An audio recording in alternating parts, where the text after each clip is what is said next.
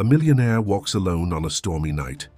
He comes across a little girl completely abandoned. The millionaire takes her home, not knowing what is about to happen. Sometime later, he discovers a big secret.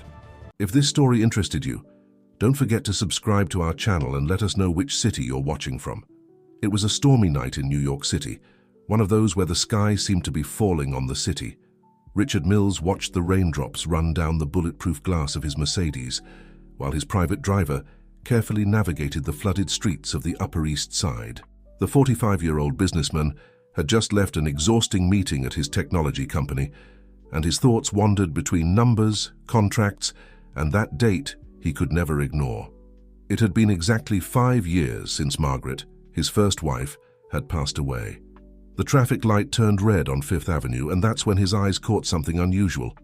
Huddled under a precarious awning, a girl hugged her own knees, visibly shaking. Her simple dress was soaked, and she was trying in vain to protect herself from the cold rain that fell mercilessly. "Paul, stop the car," Richard ordered, feeling something inexplicable tighten in his chest. The driver, accustomed to his boss's methodical routine, hesitated for a moment before obeying. Margaret's voice echoed in his mind as if she were there by his side. Sometimes a small act of kindness can change someone's world. That's what she always said, especially when they talked about her dream of one day adopting a child, a dream she never got to fulfill. Richard got out of the car, protecting himself with a black umbrella. He cautiously approached the girl, who raised her frightened eyes towards him. It was those eyes of a deep and familiar green that made him pause for a moment, feeling as if he had been struck by lightning. "Are you okay? Where are your parents?" he asked, trying to sound as non-threatening as possible. The girl, who appeared to be about 10 years old, just shook her head negatively, her lips trembling from the cold. "I don't know. I got lost," she replied in a weak voice. Something about the child's fragility deeply touched Richard. Maybe it was the look so similar to Margaret's, or maybe it was simply fate choosing that moment for an intervention. "Come with me. I'll take you to a safe place, and tomorrow we'll look for your family," he offered, extending his hand. The girl hesitated, years of warnings about not talking to strangers weighing on her decision. But there was something in that man's gaze, a genuine kindness that made her accept his hand. On the way to the Mills mansion, Richard discovered that her name was Sarah, and that she had gotten lost after separating from the shelter group during an outing. The story sounded incomplete, as if she was omitting important details, but Richard decided not to push. There was time to discover the truth. What he didn't expect was Helen's reaction, his current wife, when he arrived home with Sarah. Helen was in the main living room, impeccably dressed as always when they entered. Her face, normally controlled in a mask of elegance, contorted into an expression of barely disguised displeasure. "Richard, what is the meaning of this?" she asked, her voice sharp as ice. "Helen, this is Sarah. She needs our help temporarily," he explained, feeling the girl squeeze his hand more tightly. "Temporarily?" Helen laughed humorlessly. "Since when did our house become a shelter for street children?" Sarah shrank even more, and Richard felt a wave of protection take over him. "Helen, can we talk about this in private?" "Martha," he called the housekeeper, who promptly appeared. "Please take Sarah for a hot bath and provide dry clothes and a room for her." While Martha gently guided Sarah upstairs, Helen kept her gaze fixed on Richard, her blue eyes sparking with contained anger. The businessman knew that a storm even bigger than the one falling outside was about to begin inside his house. What Richard didn't realize was that, at that moment, something much bigger than a simple act of kindness was being set in motion. That night would not only change his life, but would reveal long-buried secrets and test the limits of love, loyalty, and forgiveness. Upstairs, while helping Sarah prepare for her bath, Martha noticed something that made her heart race. A small crescent-shaped birthmark on the girl's right shoulder, identical to the one she remembered seeing so many times on Margaret, Richard's late first wife. Helen watched from her bedroom window as the rain continued to fall on the mansion's impeccable gardens. Her fingers nervously drummed on the marble windowsill, betraying her apparent calm. The argument with Richard had ended shortly before, but the echo of the exchanged words still reverberated in her mind. "You can't just bring a stranger into our house," she had protested, to which Richard had responded with unusual firmness. This was also Margaret's house, and she would never deny help to a child. The mention of Margaret was like a stab. Helen had always known she was competing with a ghost, but now that ghost seemed more present than ever, materialized in the form of that green-eyed girl who so much reminded her of her husband's first wife. Her thoughts were interrupted by laughter coming from the conservatory. She silently approached the door and observed Sarah, now clean and dressed in new clothes, was animatedly talking with Richard while they had hot chocolate. The scene provoked a wave of memories that Helen struggled to keep buried. She remembered her own childhood, the nights spent in a tiny apartment in the Bronx listening to her parents' endless arguments, the constant feeling of inadequacy, of never being enough. The day her mother left, leaving only a vague note about seeking her own happiness. Helen was only 12 at the time. Since then, she had meticulously built her life like someone assembling a house of cards. She graduated in business with honors, conquered important positions in the financial market, and finally married Richard Mills, one of New York's most respected businessmen. Each step calculated to ensure she would never feel abandoned or insecure again. "Do you need anything, ma'am?" Martha's voice, the housekeeper, brought Helen back to the present. "No, Martha. Just keep me informed about our guests' activities," she replied, without taking her eyes off the scene in the conservatory. Martha hesitated for a moment before retreating. In her 30 years working at the mansion, she had witnessed many changes. She had served Margaret until her last days, and saw Richard's hasty marriage to Helen just a year after his first wife's passing. Now she watched with growing concern the shadows dancing in the current lady of the house's eyes.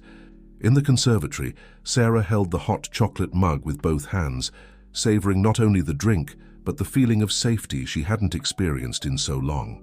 Richard observed her with growing curiosity, noticing small gestures and expressions that seemed strangely familiar to him. "Do you like stars, Sarah?" Richard asked, noticing that the girl couldn't take her eyes off the sky that was beginning to clear after the storm. "Yes," she replied, animated. "My mom always said that stars are windows of heaven, through which angels watch us." Richard felt his heart skip a beat. It was exactly what Margaret used to say. "Your mother seems to be a very special person," he commented, trying to keep his voice steady. "Where is she now?" Sarah's smile disappeared, and she lowered her eyes to the mug. She became a star too," she answered in a low voice. On the other side of the door, Helen clenched her fists.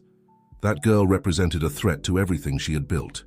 Not just because of the way Richard looked at her, but because of what her presence could reveal. Secrets that Helen had worked hard to keep buried began to whisper, threatening to surface. That night, as the mansion plunged into silence, 3 people remained awake. Richard in his office, tirelessly researching missing children in recent years, Sarah in her new room, watching the stars through the window and whispering an old prayer her mother had taught her, and Helen, meticulously planning how to keep her perfectly controlled world, even if she needed to take drastic measures. What none of them knew was that fate had begun to weave its web long before that stormy night, and that each thread of this plot was about to reveal itself, bringing to light truths long hidden in the shadows of the past. The next morning, the Mills mansion woke up with a different atmosphere. Martha, who had arrived earlier than usual, was preparing a special breakfast, including pancakes with chocolate syrup, the favorite breakfast she used to prepare for Margaret. There was something about Sarah's presence that awakened long-dormant memories in the old housekeeper. While setting the table, Martha observed Helen coming down the stairs, impeccably dressed in a grey Chanel suit. Her heels echoed on the marble floor like a harbinger of storm. "Martha, I need you to organize the documents in the safe today," Helen ordered, her voice calculatedly controlled, "especially those from the time before my marriage to Richard." The housekeeper raised her eyes, meeting her mistress's penetrating gaze. In 15 years of service, Martha had learned to read between the lines. "Yes, ma'am, but some of those documents are quite old. Maybe it would be better to consult Mr. Richard first." "That won't be necessary," Helen cut her off. "Just do what I'm asking." At that moment, Sarah entered the dining room, wearing a simple dress that Martha had set aside for her. Her light brown hair was tied in a messy braid, and her green eyes shone with a mixture of shyness and curiosity. Helen observed with a knot in her stomach how the girl unconsciously carried the same mannerisms as Margaret. "Good morning," Sarah greeted softly. Helen just nodded curtly before heading to the door. "I have important commitments today. Richard has already been informed that I won't be home for lunch." As soon as Helen left, Richard appeared, still adjusting his blue silk tie. His tired face betrayed a poorly slept night, but his eyes lit up when he saw Sarah. "Did you sleep well, little one?" he asked, sitting at the table. "Yes, sir," she replied, marveling at the amount of food in front of her. I've never seen so many pancakes together." Richard smiled, but his smile hid a twinge of concern. During the night, his research had not revealed any missing child that matched Sarah's description. It was as if she had simply appeared out of nowhere. "Sarah," he began, carefully choosing his words, "could you tell me more about your family?" "About your mother?" The girl lowered her eyes to the plate, playing with a piece of pancake. "She was very beautiful," she murmured. "She had green eyes like mine and always smelled of jasmine flowers. But she got sick. And then—" Richard felt his heart tighten. Margaret also always wore jasmine perfume. "And your father?" he asked, trying to keep his voice steady. "Mom said he was a good man, but that he didn't know about me. She said one day I would understand everything." At that moment, Martha, who was discreetly organizing the pantry, dropped a cup when she heard these words. The sound of the breaking porcelain echoed through the room, but not louder than the thoughts that began to form in her mind. "I'm sorry," muttered the housekeeper, hurrying to clean up the shards. Richard barely noticed the incident, absorbed in his own reflections. There was something in Sarah's story, in her gestures, in her eyes, that awakened unsettling sensations in his chest, especially that birthmark.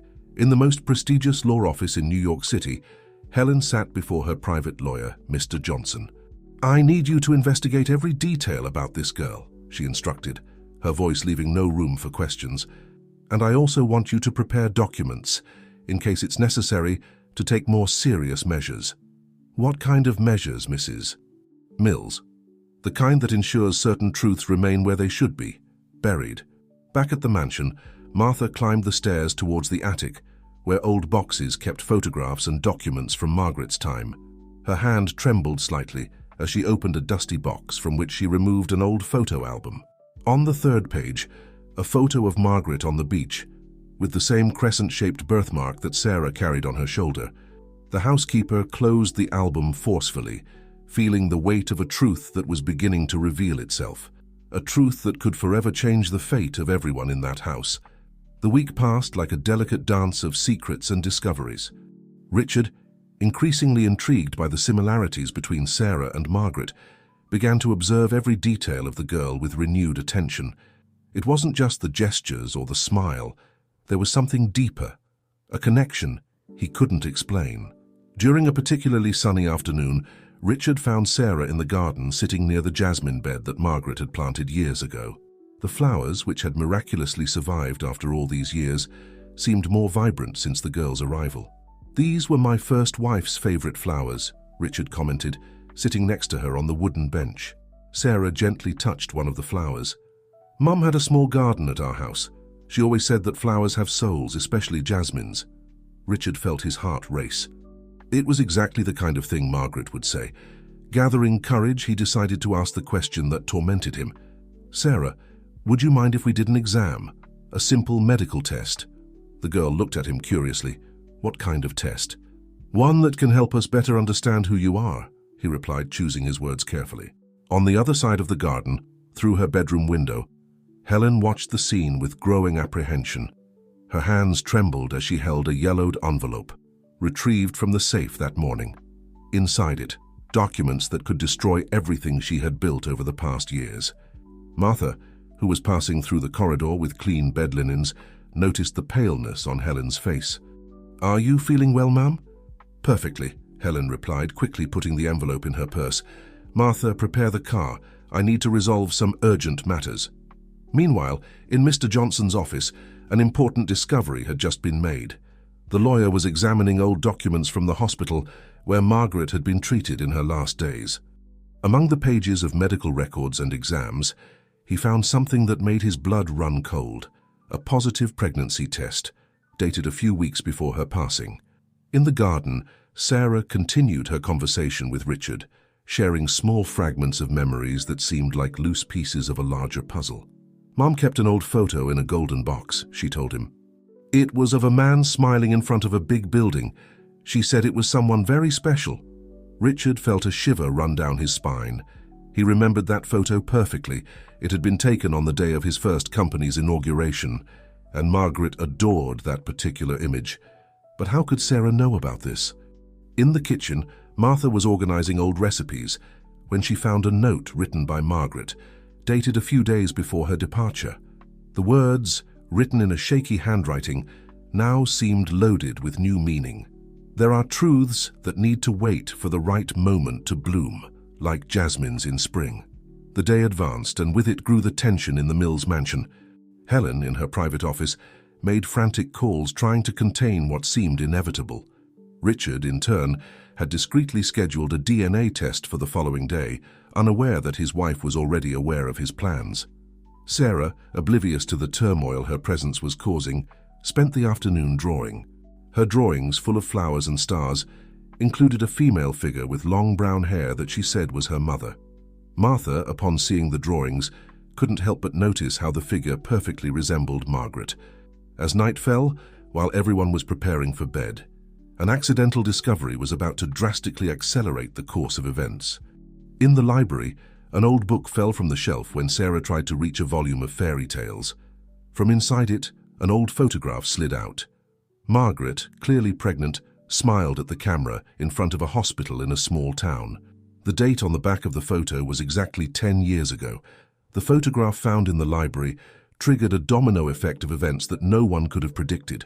Richard, when called by Sarah after the discovery, remained silent for long minutes, his fingers trembling as he held that piece of paper that defied everything he believed he knew about his past. "I never knew," he muttered, more to himself than to Sarah. "Margaret never told me about the pregnancy." The girl sitting next to him on the library sofa observed the photo with a mixture of fascination and recognition. "It's the same photo that Mom kept in the golden box," she said softly. "Only mine was more yellowed." Richard felt his heart race. The coincidences had transformed into impossible-to-ignore evidence. With trembling hands, he picked up his phone and called his personal doctor, Dr. Alexander. "I need that test for tomorrow morning without fail." His voice sounded urgent. Helen, who was passing through the corridor at that moment, heard the conversation and felt her world begin to crumble. She hurried to her room and urgently opened her document folder. Among important papers, she found an envelope she had kept for years, a letter from Margaret that she never delivered to Richard. Martha, who was organizing dinner, noticed the unusual agitation in the house. Years of experience told her that great revelations were about to happen. She decided then that it was time to reveal what she knew.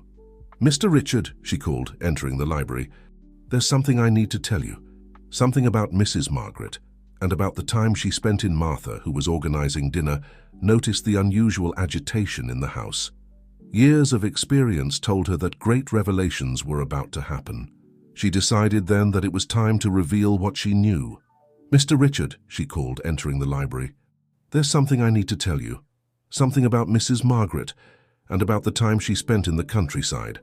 Richard raised his eyes from the photograph, meeting his housekeeper's serious gaze. "What do you know, Martha?" "Mrs. Margaret confided in me shortly before she left that she was pregnant. She discovered a serious heart condition during the pregnancy, but refused to terminate it, even knowing the risks." Sarah, who was listening attentively, hugged her own knees. "Mom always said she had chosen me above everything." The girl's words hit Richard like lightning. He remembered the last weeks with Margaret, how she seemed different, more distant, always with a worried expression that he attributed to the illness that no one could diagnose correctly. "Why did she never tell me?" he asked, his voice choked. "She tried," Martha replied, "but at that time you were so busy with the company's expansion, and then when she discovered the severity of her condition, she decided to protect both you and the baby." Upstairs, Helen heard everything through the ambient sound system she had forgotten to turn off. Her hands trembled as she read Margaret's letter, words that explained everything, including the reason for her sudden departure to the countryside. The letter revealed that Margaret had discovered her pregnancy during routine exams, along with a congenital heart problem that had worsened. The doctors suggested she choose between her own life and the baby's. Margaret, however, chose to give the child a chance. She went to a specialized clinic in the countryside, Martha continued. She wanted to ensure that the baby survived, even if she couldn't. Richard felt silent tears running down his face. Sarah, in an instinctive gesture, held his hand. The familiar touch, so similar to Margaret's, brought a certainty that dispensed with any DNA test. "But how did you end up in the shelter?" he asked the girl softly. "After Mom became a star, I stayed with the lady who took care of her at the hospital. But she also got sick last year, and then they took me to the shelter," Sarah explained. "I ran away when I heard they were going to transfer me far away. Mom always said that one day I would find my father in New York." At that moment, the sound of breaking glass echoed through the mansion. Helen, in her despair upon realizing that she could no longer contain the truth, had dropped a picture frame. The photo it contained, ironically, was from her wedding day with Richard. The sound drew everyone's attention, but before anyone could react, the doorbell rang.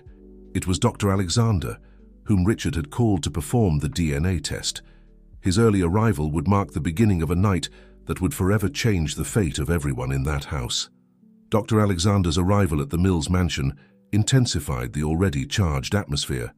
Richard received him at the entrance, his face a mixture of anxiety and determination. Sarah, still holding the photograph of Margaret, observed everything with curious and slightly apprehensive eyes. "Doctor, thank you for coming so quickly," said Richard, leading the physician to the study. "The situation is more urgent than I initially thought." Meanwhile, upstairs, Helen tried to compose herself. The sound of the doorbell had snapped her out of her desperate trance. She knew that the moment she had feared so much had arrived. With trembling hands, she put Margaret's letter in her purse and descended the stairs, preparing to face the inevitable. In the study, Dr. Alexander prepared the material for the DNA collection. Sarah, seated in a leather armchair, watched the process with a mixture of curiosity and nervousness. Richard, for his part, couldn't take his eyes off the girl, noticing every small gesture that reminded him of Margaret. "It will be a simple procedure," the doctor gently explained to Sarah. "Just a cotton swab on the cheek." At that moment, Helen entered the study, her face a mask of composure that barely concealed her inner turmoil. "What's going on here?" she asked, her voice tense. Richard turned to face her. "Helen, I believe we have a lot to talk about, but first I need to be sure." Dr. Alexander, sensing the tension in the air, hurried to perform the collection. First from Sarah, then from Richard. "I'll have the results in a few hours," he informed them. "Given the urgency, I'll use our most advanced laboratory." As soon as the doctor left, the heavy silence that fell over the study was broken by Helen. "You don't need any test, Richard," she said, her voice trembling slightly. I always knew about Sarah." The confession fell like a bomb in the room. Richard felt a wave of anger and disbelief wash over him. "You knew? All this time?" Sarah, sensing the growing tension, shrank into the armchair. Martha, who was at the door, quickly entered and placed a protective hand on the girl's shoulder. "I found out shortly after we got married," Helen continued, her voice now firmer. "I found Margaret's letter. She explained everything about the pregnancy, about the illness. And you hid this from me?" Richard's voice was low, dangerous. "Why?" Helen laughed humorlessly. "Why? Because I finally had everything I always wanted. A husband, stability, respect. I couldn't risk losing everything to Margaret's ghost, and a child I didn't even know was alive." Richard closed his eyes, feeling a deep pain in his chest. When he opened them again, his gaze was one of pure disappointment. "You not only deprived me of knowing my daughter Helen, you stole 10 years of memories of love." "I gave you 10 years of stability," Helen retorted. "While you were drowning in grief for Margaret, I rebuilt your life, your company." Sarah, who had been listening to everything in silence, suddenly stood up. "My mom always said that true love doesn't imprison. It liberates," she said, her voice small but firm. "She never wanted to hurt anyone. She just wanted me to have a chance." The girl's words fell like lightning in the tense environment. Richard felt tears in his eyes as he realized the wisdom in his daughter's words. Words that sounded exactly like something Margaret would say. Helen, seeing her world crumble, made one last desperate attempt. "Richard, think carefully. Everything we've built together." But Richard was no longer listening. His gaze was fixed on Sarah, on his daughter. At that moment, he made a decision that would change the course of their lives forever. "Martha," he called, without taking his eyes off Sarah. "Please, prepare the blue room.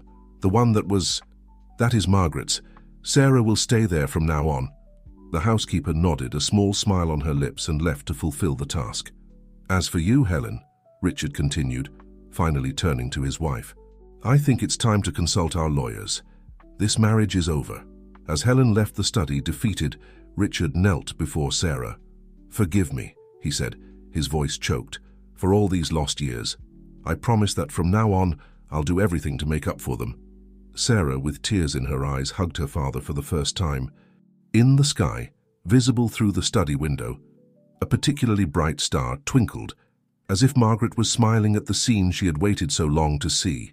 In the days that followed the revelation, the Mills mansion underwent a profound transformation.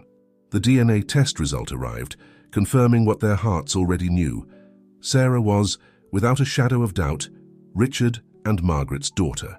This confirmation, although expected, brought with it a wave of emotions and challenges that no one was fully prepared to face.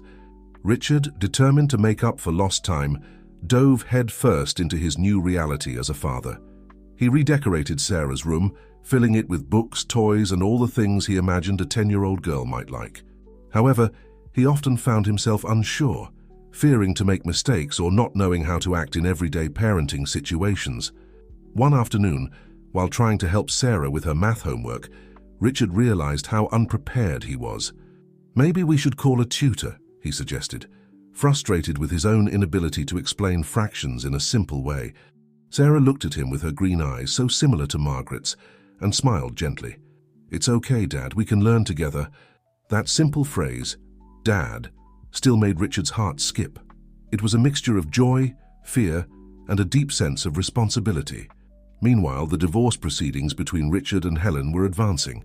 Helen, recognizing the gravity of her actions, did not contest the conditions proposed by Richard.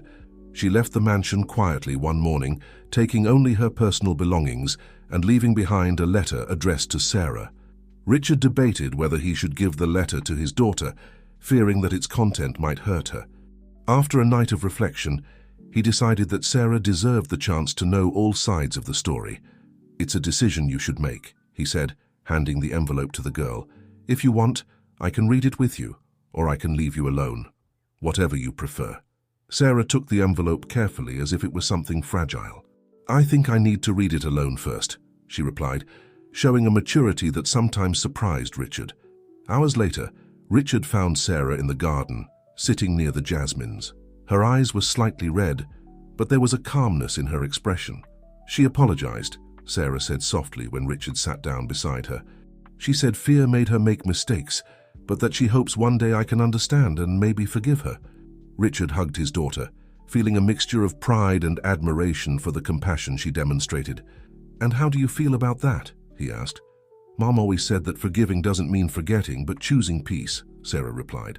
"I think one day I'll be able to forgive her, but it will take time." As father and daughter talked in the garden, Martha discreetly observed from the kitchen window. The old housekeeper smiled, remembering how Margaret used to say that love had the power to heal even the deepest wounds. However, not everything was rosy in the adaptation process. Sarah, accustomed to the simple life in the shelter, sometimes felt overwhelmed by the new reality. The size of the mansion, the expensive clothes, the elaborate dinners, everything seemed too much. One night, Richard found her hidden in the closet, hugging the old teddy bear she had brought with her. "Sometimes I miss my old life," she confessed with tears in her eyes. "Everything is so different here." Richard sat down next to her on the closet floor. "I understand," he said softly. "Changes can be scary, even when they're for the better. How about we make things simpler for a while? We can have picnics in the garden, watch movies together on the couch, things like that." Sarah's face lit up at the suggestion. "Can we make pancakes for breakfast? Like Martha used to make for Mom?" "Of course we can," Richard replied, feeling a wave of affection as he saw his daughter's smile. "In fact, how about we learn to make them together? I'm sure Martha will be happy to teach us." As they left the closet hand in hand, Richard realized he was learning as much as Sarah on this new journey. Parenthood was a constant challenge, but every small moment of connection, every smile, every hug, made it all worthwhile. That night, as he tucked her into bed, Richard noticed a special glow in Sarah's eyes. "You know, Dad," she said sleepily, "I think Mum was right. Sometimes we need to go through storms to find our rainbow." Richard kissed his daughter's forehead, feeling a deep gratitude. As he closed the bedroom door, he looked at the starry sky through the hallway window. "Thank you, Margaret," he whispered, "for this incredible gift. I promise to take good care of her." And so, day by day, the Mills mansion was transforming. It was no longer just a large and luxurious house, but a true home, full of love, learning, and new beginnings. As the months passed, Richard and Sarah found their rhythm as father and daughter. The mansion, once so formal and cold, now echoed with laughter and lively conversations. Richard's office, formerly a sanctuary of work, became a shared space where father and daughter spent hours talking, drawing, or simply enjoying each other's company. One Saturday afternoon, while exploring the attic in search of old memories of Margaret, Sarah found a dusty box full of letters and diaries. "Dad, look at this," she exclaimed, holding a floral-covered notebook. Richard took the diary with trembling hands. It was Margaret's, dated from the year she discovered her pregnancy. Together, father and daughter began to read, discovering a moving narrative of love, fear, and hope. "Today, I felt the baby move for the first time," Richard read aloud, his voice choked with emotion. "It's as if a little piece of star was dancing inside me. Oh, how I wish Richard was here to feel this." Sarah rested her head on her father's shoulder. "She loved us very much, didn't she?" "More than we can imagine," Richard replied, hugging his daughter. Reading the diary brought a new dimension to their relationship. Sarah got to know better the mother she barely had time to know, and Richard rediscovered the deep love he shared with Margaret. Each page revealed not only Margaret's journey during pregnancy, but also her dreams and hopes for her daughter's future. Inspired by Margaret's words, Richard decided it was time to honor her memory in a more tangible way. After consulting with Sarah, he announced the creation of the Margaret Mills Foundation, an organization dedicated to supporting single mothers and children in vulnerable situations. "Your mother always wanted to make a difference in the world," Richard explained to Sarah as they worked together on the foundation's plans. "Now we can fulfill that dream in her name." Sarah, excited about the idea, dove headfirst into the project. She insisted on personally visiting some of the shelters the foundation planned to help, reminding Richard of the importance of staying grounded and truly understanding the needs of the people they wanted to help. During one of these visits, Sarah recognized a girl she had lived with in the shelter. The reunion was emotional and opened Richard's eyes to a reality he only knew superficially. "Dad," Sarah said on the way back home, "what if we could do more? What if we could give a home to some of these children, like you did for me?" The suggestion caught Richard by surprise, but the more he thought about it, the more right it seemed. After long conversations with Sarah, consultations with social workers, and much reflection, Richard decided to initiate the adoption process for 2 children, an 8-year-old boy named Peter and a 5-year-old girl named Lucy. The news of the Mills family expansion was received with joy by Martha and the other house staff. The housekeeper, in particular, seemed to rejuvenate with the prospect of more children to care for. "Mrs. Margaret would be so happy," Martha commented one night as she helped Richard prepare the rooms for the new children. She always dreamed of a house full of love and laughter. The arrival of Peter and Lucy brought new challenges and joys. Sarah, proudly assuming the role of big sister, showed surprising maturity in helping the new family members adapt. One night, as Richard tucked all 3 children in, he found himself overwhelmed by a wave of emotion. There they were. Sarah, with her green eyes so similar to Margaret's. Peter, shy but with a smile that lit up the room. And Lucy, small and brave, already so attached to everyone. "Dad?" Sarah called softly, noticing the emotion in Richard's eyes. "Is everything okay?" Richard smiled, tears of happiness in his eyes. "It's more than okay, dear. It's perfect."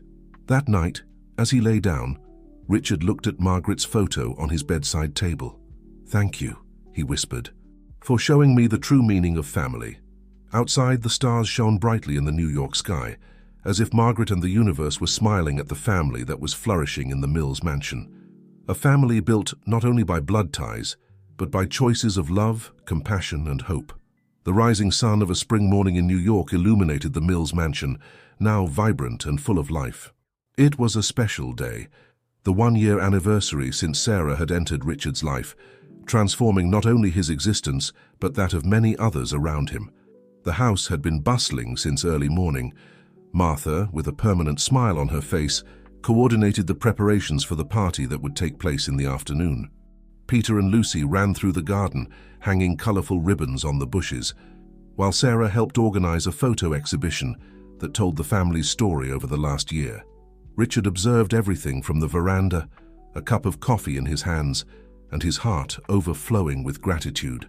The businessman, focused exclusively on work, had given way to a dedicated father and passionate philanthropist. The Margaret Mills Foundation, in just 1 year of existence, had already positively impacted the lives of hundreds of families in New York. "Dad!" called Sarah, running towards him with an envelope in her hands. A letter arrived from Helen. Richard took the envelope, feeling a mixture of apprehension and curiosity. In recent months, Helen had begun a therapy process and sought reconciliation, especially with Sarah. Although the wounds of the past were still healing, there was a genuine effort from all parties to build a new kind of relationship. Inside the envelope, besides a letter, there was a photo. In it, Helen smiled next to a group of children in a rural school. The letter explained that she had decided to volunteer in an educational project in the countryside, seeking redemption through service to others. "She seems happy," Sarah commented, looking at the photo over her father's shoulder. Richard nodded, feeling a mixture of relief and a hint of pride for Helen's transformation.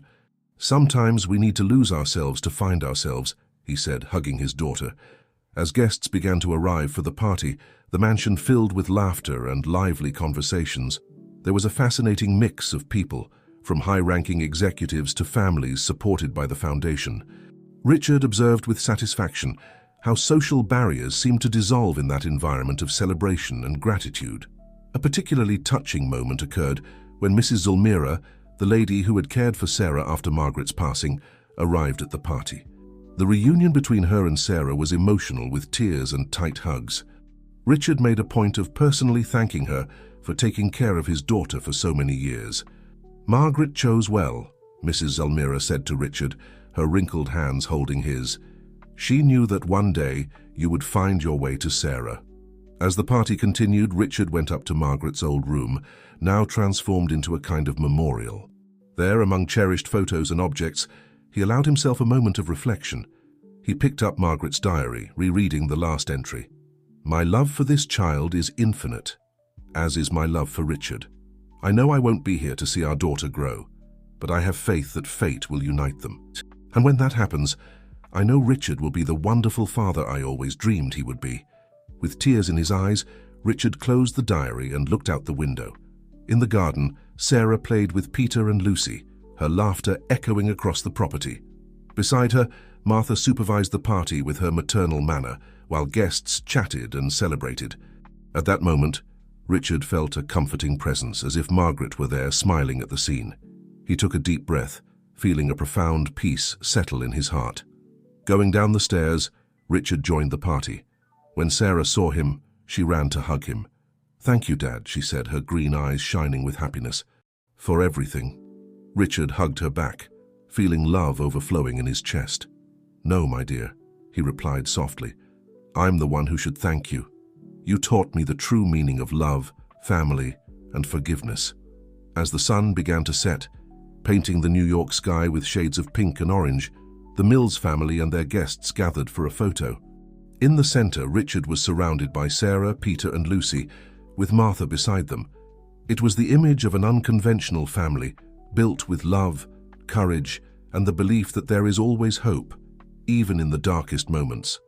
That night, after the party, when everyone was asleep, Richard went to the jasmine garden. Looking at the starry sky, he whispered, "Thank you, Margaret, for this incredible gift that is our daughter, for showing me the way, for making me a better person. I promise to continue honoring your memory and your love every day." A gentle breeze passed through the garden, carrying the scent of jasmines. And at that moment, Richard knew that no matter what the future held, they would face it together as a family. A family built not only by blood ties, but by choices of love, compassion, and the courage to start anew. As the weeks turned into months and the months into seasons, the Mills family settled into a new rhythm of life. The mansion, once a symbol of Richard's corporate success, had transformed into a warm home filled with laughter, love, and the occasional chaos that comes with raising 3 children. Sarah, now 11, had blossomed into a compassionate and intuitive young girl. Her resemblance to Margaret, both in appearance and spirit, sometimes took Richard's breath away. She had taken on the role of big sister with a natural grace, often mediating disputes between Peter and Lucy, with a wisdom beyond her years. Peter, at 9, was slowly coming out of his shell. The shy boy they had first met was giving way to a curious and adventurous child with a particular talent for science and technology. Richard often found him tinkering with old computers in the study, his eyes lighting up with each new discovery. Lucy, the youngest at 6, was a whirlwind of energy and creativity. Her artwork adorned every available surface in the house, from refrigerator doors to Richard's office walls. Her infectious laughter and boundless imagination brought a lightness to the family that balanced out the more serious moments. One crisp autumn morning, as golden leaves carpeted the mansion's expansive lawn, Richard sat at the breakfast table, observing his family with a sense of contentment he never thought possible. Sarah was helping Lucy with her cereal, while Peter buried his nose in a book about space exploration. "Dad," Sarah said, looking up from her task, "I've been thinking about Mom's foundation. What if we organized a big event for Christmas? We could invite all the families we've helped, plus potential donors. It could be like a celebration of new beginnings." Richard smiled, once again struck by his daughter's thoughtfulness. "That's a wonderful idea, sweetheart. Why don't you start putting together some plans and we can discuss them as a family?" Lucy perked up at this, her spoon clattering into her bowl. "Can I make decorations? Please, please, please." "Of course you can, Luce," Richard chuckled. "In fact, I think we'll need all hands on deck for this one. What do you say, Peter? Want to help with the tech side of things?" Peter looked up from his book, a spark of interest in his eyes. "Could I set up a virtual tour of the Foundation's projects, maybe with VR headsets for the guests?" "That's brilliant, Pete," Sarah exclaimed. "We could show people exactly how their donations are making a difference." As the children excitedly discussed their ideas, Martha entered the dining room, a concerned look on her face. "Mr. Mills," she said quietly, "there's a woman at the door. She says she's Sarah's grandmother." The room fell silent. Richard felt a chill run down his spine. In all the excitement of the past year, he had never considered the possibility of Margaret's family re-entering their lives. He had assumed they were all gone, as Margaret had never spoken much about them. "Sarah, honey," he said, trying to keep his voice calm, "would you take Peter and Lucy upstairs for a bit? I need to speak with this lady first." Sarah nodded, her green eyes wide with a mixture of curiosity and apprehension. As the children left the room, Richard took a deep breath and headed for the front door, Martha following close behind. Standing on the porch was an elegant woman in her late 60s, her silver hair neatly styled, her posture straight and proud. But it was her eyes, a striking green that mirrored Sarah's, that made Richard's heart skip a beat. "Mr. Mills," the woman said, her voice carrying a hint of a southern accent. "I'm Eleanor Winters, Margaret's mother. I believe we have a lot to discuss." Richard invited Eleanor into the living room, his mind racing. How much did she know? Why had she waited so long to make contact? And most importantly, what did this mean for Sarah? As they settled into the plush sofas, an awkward silence fell over the room. Richard cleared his throat. "Mrs. Winters, I must admit this is quite unexpected. Margaret, she never spoke much about her family." Eleanor's face softened slightly, a flicker of sadness passing over her features. "No, I don't suppose she would have. Our relationship was complicated, but I'm here now because I recently learned about Sarah, and I couldn't stay away any longer." "How did you find out about her?" Richard asked, trying to keep his tone neutral. "An old friend from our hometown saw a news article about your foundation," Eleanor explained. She recognized Margaret in Sarah's face immediately. "When she told me, I knew I had to come." Richard nodded slowly, processing this information. "Mrs. Winters, I hope you understand that Sarah's well-being is my primary concern.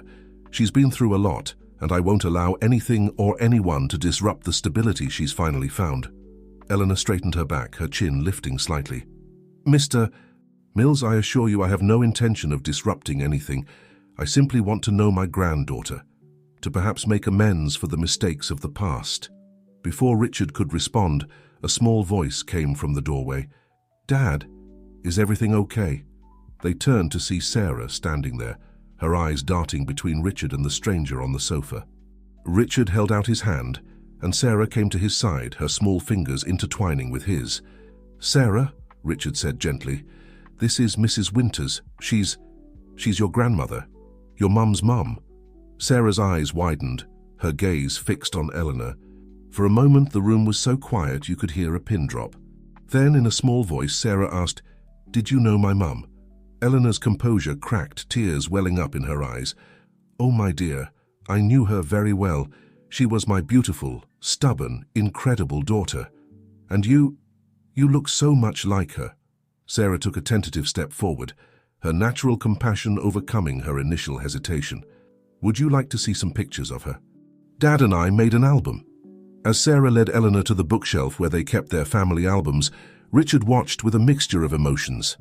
He knew this was just the beginning of a new chapter in their lives, one that would require careful navigation and open hearts.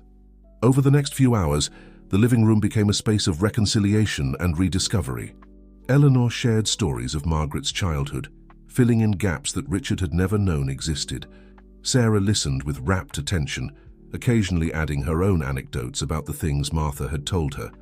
As the afternoon wore on, Peter and Lucy were eventually brought into the mix. Eleanor, to Richard's surprise, took to them immediately, her earlier stiffness melting away in the face of Lucy's exuberant hugs and Peter's shy questions about her life in the South. When it was time for Eleanor to leave, she turned to Richard with a look of gratitude. "Thank you," she said softly, "for giving my daughter the love she deserved, and for raising Sarah with such care.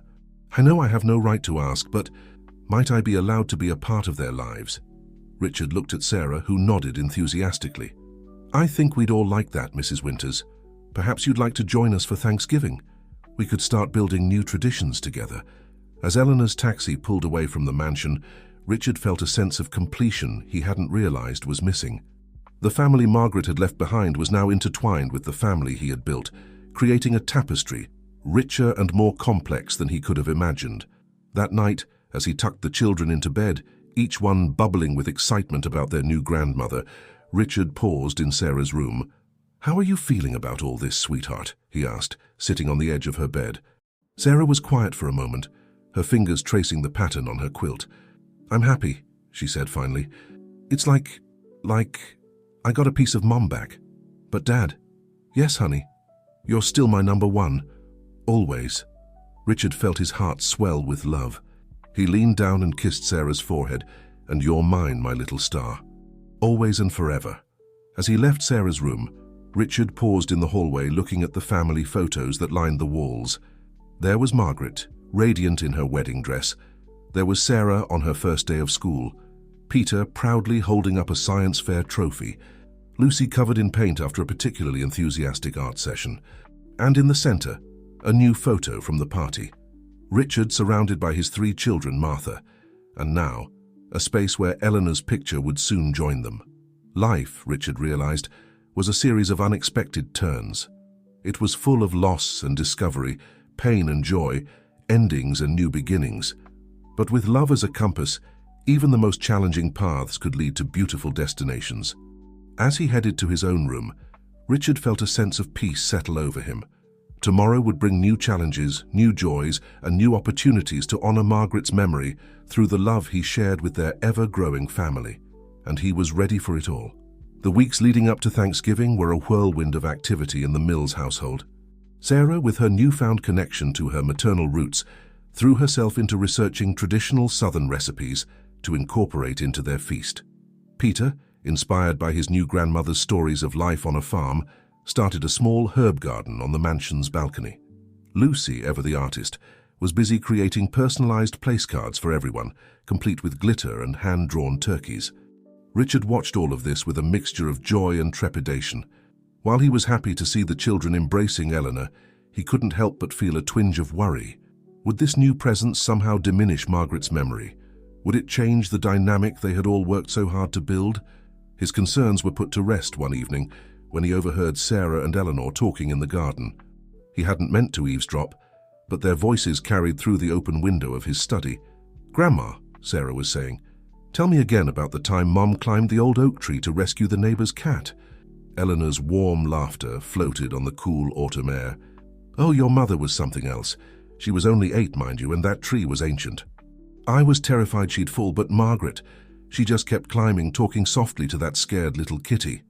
As Eleanor's voice wove the tale, Richard could hear the love and pride in her tone.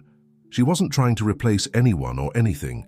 She was simply sharing a part of Margaret that Sarah and Richard had never known. Thanksgiving Day arrived with a crisp chill in the air and the warm scent of pumpkin pie wafting through the mansion. The dining room table, usually set for 5, was now extended to accommodate not just Eleanor, but also a few families from the foundation that Sarah had insisted on inviting. As everyone gathered around the table, Richard stood to carve the turkey, feeling a swell of emotion as he looked at the faces surrounding him. There was Martha, who had been more than just a housekeeper, but a pillar of support through it all. Peter and Lucy, once strangers, now an integral part of the family fabric. Eleanor, a bridge to Margaret's past and a new addition to their future. And Sarah, his beautiful, compassionate daughter, the catalyst for all the change and growth in their lives. "Before we begin," Richard said, his voice slightly husky with emotion, "I'd like to say a few words. This past year has been one of incredible change and growth for all of us. We've faced challenges, celebrated victories, and most importantly, we've done it together." He paused, looking at each face in turn. "I'm thankful for each and every one of you, for the love we share, for the memories we're creating, and for the bright future ahead of us. But I'm also thankful for those who can't be with us today." At this, he turned to the small table in the corner of the room, where a framed photo of Margaret stood next to a lit candle. "Margaret, my love, you're here with us in spirit, in Sarah's smile, in the love that fills this home, in every act of kindness we perform in your memory. We miss you, we love you, and we're living the life you always dreamed for us."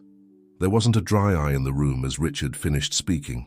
Sarah stood and walked over to him, wrapping her arms around his waist in a tight hug. One by one, the others joined them: Peter, Lucy, Martha, Eleanor, and their guests, until the entire group was engaged in one big, slightly awkward, but incredibly warm group hug. As they all settled back into their seats, wiping away tears and sharing watery smiles, Richard felt a sense of rightness settle over him. This, he realized, was what family truly meant. Not just blood relations or legal ties, but a group of people chosen by love, bound by shared experiences, and united in their commitment to each other. The meal that followed was filled with laughter, stories, and the occasional playful argument over the last piece of pie. Eleanor regaled them with tales of Margaret's childhood escapades, while the families from the foundation shared their own stories of hope and perseverance. As the evening wound down and guests began to depart, Richard found himself on the porch with Eleanor, both nursing cups of spiced cider and watching the sun set over the New York skyline. "You've done well, Richard," Eleanor said softly.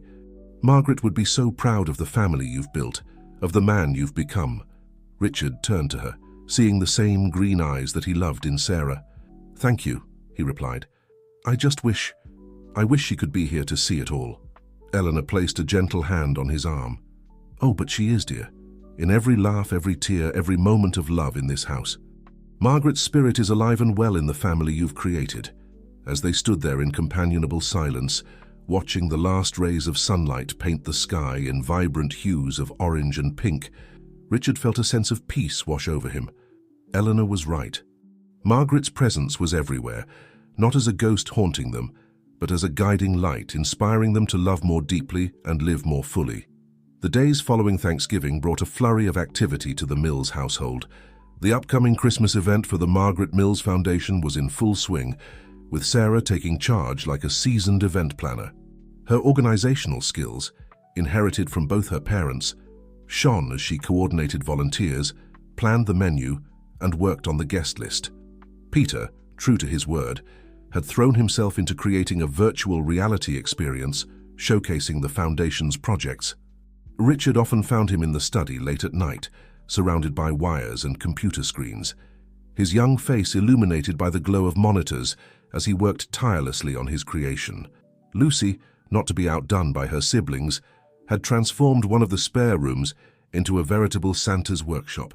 Glitter, ribbons, and handmade ornaments covered every surface as she prepared decorations for the event. Her enthusiasm was infectious, and soon even Martha was joining in, helping to create beautiful centerpieces for the tables. Richard watched all of this with a mixture of pride and amazement.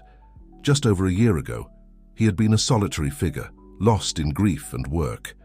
Now his home bustled with life, love, and purpose. The change was nothing short of miraculous. One evening, about a week before the event, Richard was reviewing some last-minute details in his office when there was a soft knock at the door. He looked up to see Sarah standing there, a thoughtful expression on her face. "Come in, sweetheart," he said, pushing aside his paperwork. "Is everything all right?" Sarah entered the room and perched on the edge of his desk, a habit she'd picked up from him. "Dad, I've been thinking," she began, twirling a strand of her hair around her finger, another gesture so reminiscent of Margaret that it made Richard's heart ache with love. "What about?" he prompted gently. "Well, the foundation is doing great work, right? We're helping lots of families and kids who need it." Richard nodded, wondering where this was going. "But I was thinking, what about the kids who don't have anyone, the ones in the system like Peter and Lucy were? Couldn't we do something more for them?" Richard leaned back in his chair, studying his daughter's earnest face. "What did you have in mind?" Sarah's eyes lit up, realizing she had her father's full attention. "What if we started a program to help foster families? We could provide training, resources, maybe even financial support to help more people become foster parents. And we could work on making the adoption process easier too." Richard felt a surge of pride. At just 11 years old, Sarah was already thinking about how to create systemic change. "That's a wonderful idea, Sarah. In fact, it's something your mother and I talked about long ago before everything changed." Sarah's eyes widened. "Really? Mom wanted to do this too?" Richard nodded, a bittersweet smile playing on his lips. "Your mother had a big heart, just like you. She always wanted to make a difference in children's lives." "Then we have to do it, Dad," Sarah exclaimed, jumping off the desk with excitement. "It'll be like continuing Mom's legacy." Richard stood up and wrapped his daughter in a hug. "You're absolutely right.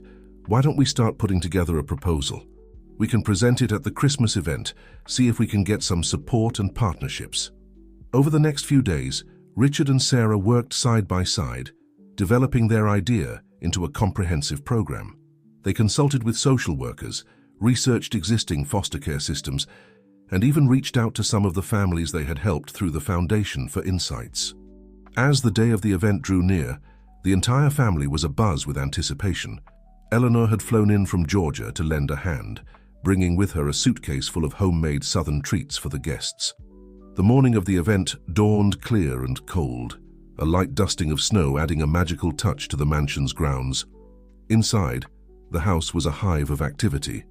Martha orchestrated an army of caterers and servers, while Peter made last-minute adjustments to his virtual reality setup. Lucy flitted about, adding final touches to her decorations and charming everyone with her excitement.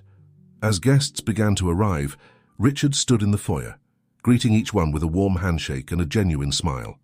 He saw familiar faces, families they had helped, donors who had supported their cause, and new faces too, potential partners and supporters curious about the foundation's work. The main hall had been transformed into a winter wonderland, thanks to Lucy's artistic vision.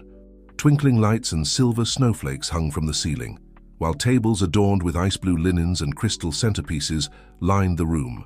At one end, a grand Christmas tree stood, its branches heavy with ornaments, each one representing a child or family helped by the foundation. As the room filled with chatter and laughter, Richard felt a tug on his sleeve. He looked down to see Lucy, her eyes wide with excitement. "Daddy, come quick, people are trying Peter's VR thingy, and they're saying it's amazing." Richard allowed himself to be pulled through the crowd to where Peter had set up his virtual reality station. A line had formed, with guests eagerly waiting their turn to don the headsets and experience the foundation's work firsthand. One woman had just removed her headset, tears glistening in her eyes. "That was incredible," she said, her voice thick with emotion. "I had no idea. To actually see the impact, to feel like I was there. It's life-changing." Peter beamed with pride, his usual shyness forgotten in the face of his project's success. Richard ruffled his son's hair affectionately.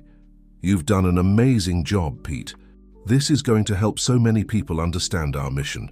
As the evening progressed, Richard found himself constantly amazed by his children. Lucy charmed everyone she met, proudly explaining the stories behind each ornament on the tree. Peter patiently guided guests through his virtual reality experience, his quiet passion for technology shining through. And Sarah. Sarah was in her element, moving from group to group, sharing stories of the Foundation's work and painting a vivid picture of their vision for the future. Finally, it was time for the main presentation. Richard took the stage, looking out over the sea of faces, some familiar, some new, all united in their desire to make a difference. "Good evening, everyone," he began, his voice strong and clear. "Thank you all for being here tonight. When we started the Margaret Mills Foundation, we had a simple goal: to honor the memory of an extraordinary woman by continuing her legacy of love and compassion." He paused, his eyes finding Sarah in the crowd. She gave him an encouraging nod, and he continued. "In just over a year, thanks to your support and the incredible work of our team, we've been able to help hundreds of families and children in need. But tonight, we're not just here to celebrate what we've accomplished. We're here to look to the future, to dream bigger and to challenge ourselves to do more." Richard went on to outline their achievements, illustrating each point with personal stories that brought their work to life.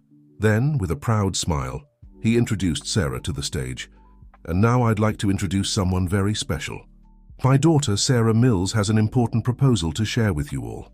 Sarah took the stage, looking poised beyond her years, in a simple blue dress that brought out the green of her eyes.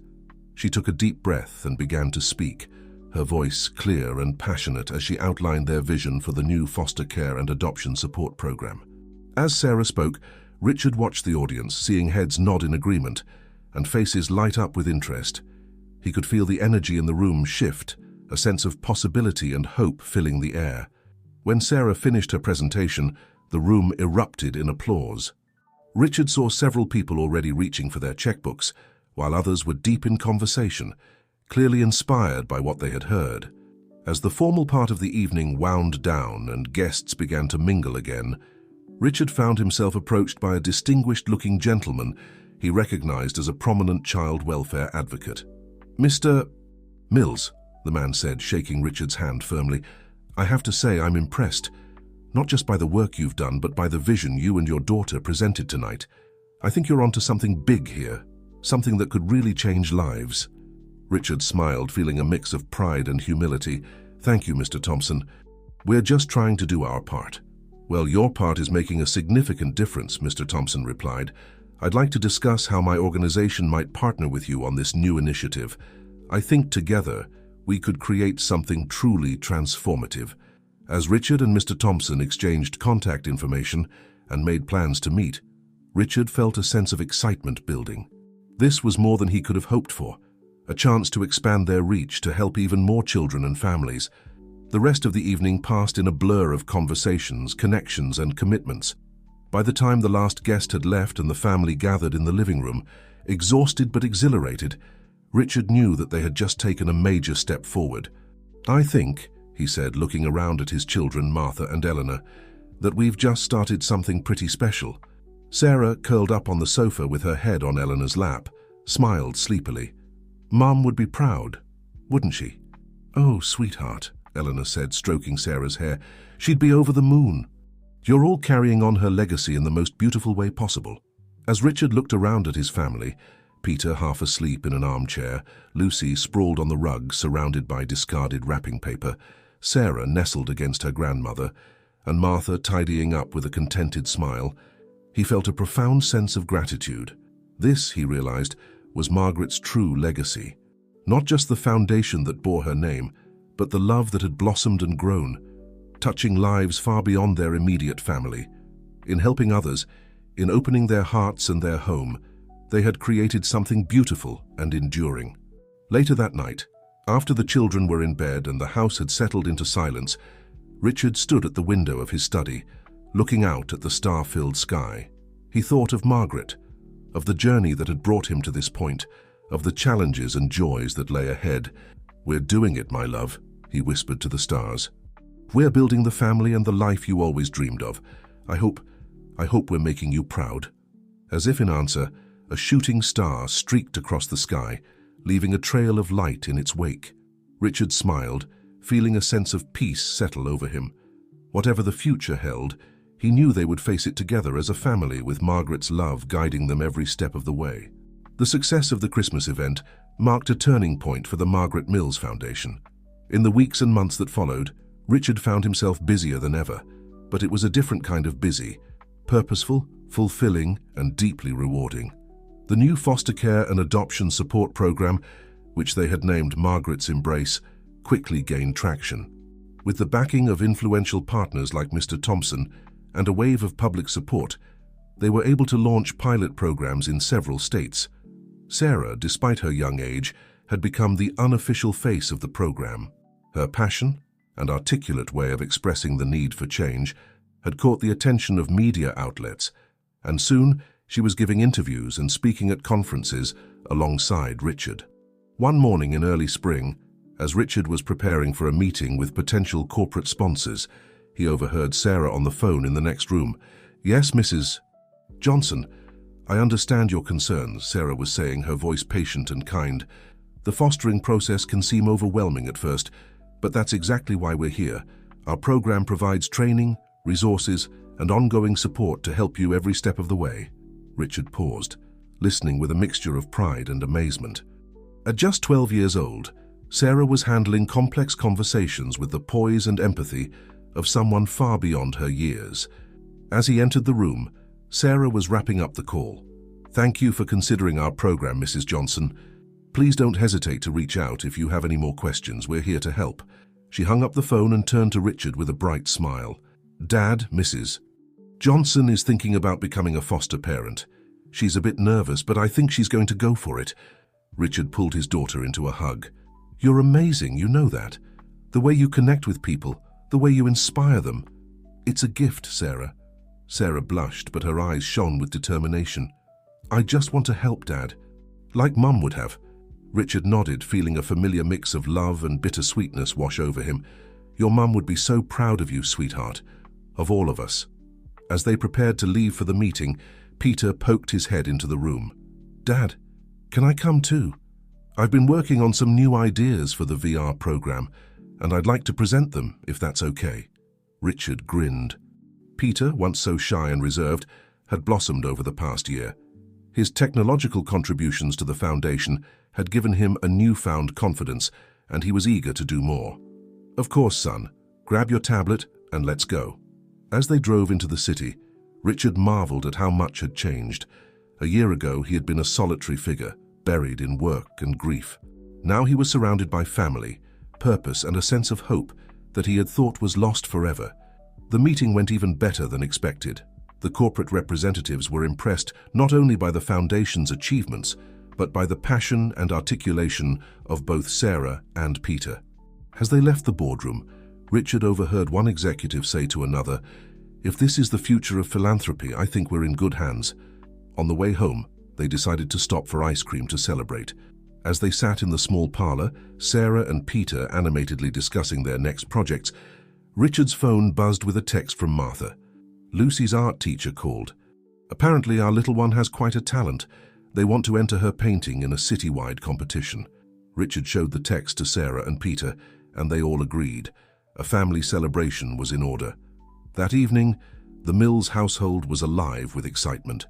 Lucy, her face glowing with pride, showed off the painting she had created, a vibrant, swirling depiction of a family that seemed to leap off the canvas with joy and movement.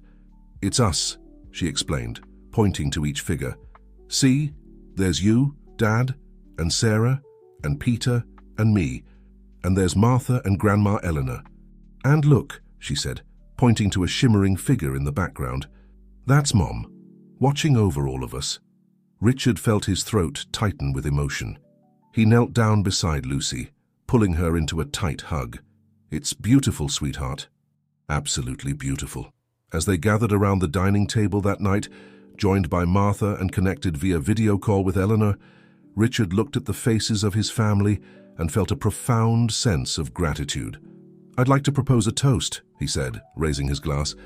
"To Lucy, our brilliant artist, to Peter, our tech genius, to Sarah, our compassionate leader, to Martha, the heart of our home, to Eleanor, our link to the past and part of our future, and to Margaret, whose love continues to guide us every day." The room filled with the sound of clinking glasses and happy chatter. As Richard sat back, watching his family interact, he couldn't help but reflect on the journey that had brought them to this point. From the depths of loss and loneliness, he had found not just hope, but a new purpose. Through Sarah, he had reconnected with Margaret's spirit and love. Through Peter and Lucy, he had learned the joys of fatherhood he never thought he'd experience. Through the foundation, he was making a difference in the world just as Margaret had always dreamed. Life, he realized, was a tapestry of moments, some dark, some bright, all woven together to create something beautiful and unique. And while there would always be challenges ahead, Richard knew that together, as a family, they could face anything. As the evening wound down and the children headed to bed, Richard found himself once again drawn to the window of his study.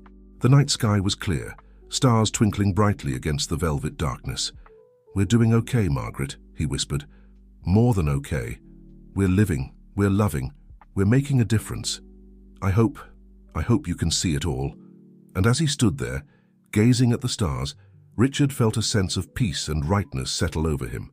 Whatever the future held, he knew that the love that had brought them all together, Margaret's love, the love they shared as a family, the love they were spreading through their work, would continue to light their way. In the years that followed, the Mills family continued to grow, not just in size but in their impact on the world around them. The Margaret Mills Foundation expanded its reach, touching lives across the country and even internationally. In the years that followed, the Mills family continued to thrive and make a positive impact on the world. The Margaret Mills Foundation grew exponentially, expanding its reach across the country and even internationally. Sarah, now a young adult, took on a leadership role in the foundation, bringing fresh ideas and unwavering compassion to their work. Peter's technological innovations revolutionized how they connected with and supported families in need, while Lucy's artistic talents brought beauty and inspiration to their initiatives. Richard watched with pride as his children grew into remarkable adults, each carrying forward Margaret's legacy in their own unique way. The family's bond remained strong, with Eleanor as a loving grandmother and Martha as their steadfast supporter. As Richard approached his 60th birthday, he reflected on the incredible journey that had brought him to this point. What had begun as a tragedy, the loss of Margaret, had transformed into a story of love, hope, and the power of family. The Mills mansion, once a symbol of his solitary success, had become a warm home filled with laughter, love, and purpose. On the evening of his birthday celebration, surrounded by his children, grandchildren, and dear friends, Richard raised a toast. To Margaret, whose love started it all. To the family we've built, the lives we've touched, and the future we continue to shape together. May we always remember that from the darkest moments can come the brightest light, and that love truly has the power to transform lives. As the room filled with cheers and embraces, Richard felt a sense of completeness. He knew that wherever Margaret was, she was smiling down on the beautiful legacy they had created together.